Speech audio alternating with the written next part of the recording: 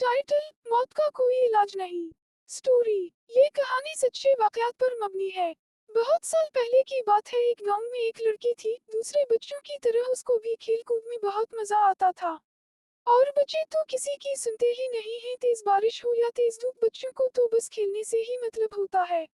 सख्त गर्मियों का मौसम था और दोपहर का वक्त था। नूर अपनी कजिन शाहाना के साथ इस जगह गई जहां वो हमेशा खेलने जाते थे।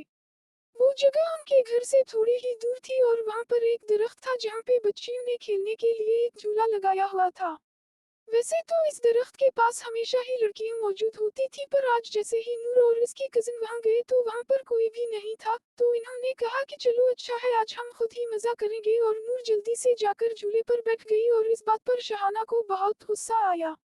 शहाना ने नूर से कहा कि पहले मुझे बैठने दो, पर नूर ने उसे नहीं बैठने दिया और शहाना गुस्से में चली गई। नूर को ये एहसास ही नहीं हुआ कि नूर वहां पर अब अकेली रह गई थी। अचानक नूर को महसूस हुआ कि जैसे उसे कोई झूले दे रहा है और आहिस्ता आहिस्ता वो और तेज हवा में जा रही थी। अब वो खुद भी डरने लगी थी कि ये इसके साथ क्या हो रहा है। नूर वहां पर चलाने लगी, पर वहां कोई भी नहीं था जो इसकी मदद करता।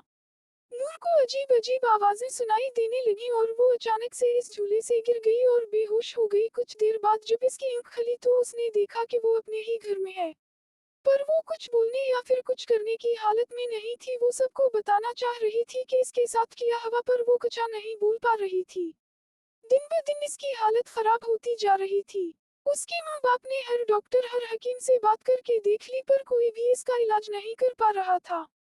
और एक दिन नूर के बाबा किसी बुजुर्ग को लेकर आए और इस बुजुर्ग ने इनको बताया कि नूर अब ज्यादा दिन जिंदा नहीं रह सकती क्योंकि वो पूरी तरह गैब के कब्जे में आ गई है। फिर भी इस बुजुर्ग ने अपनी तरफ से पूरी कोशिश कर ली कि वो नूर को बचा ले, पर कुछ दिन बाद ही पता चला कि नूर अब इस दुनिया में नहीं रही। सुनने में कुछ यूं आया कि मरने से कुछ देर पहले नूर बिल्कुल सही हो गई थी और उसने ने अपनी मां को सब कुछ बताया, जो कुछ भी इसके साथ हुआ था। और आखिरी बात जो उसने बताई वो ये थी कि कोई इसके कान में रोज कहता था कि मौत का कोई इलाज नहीं।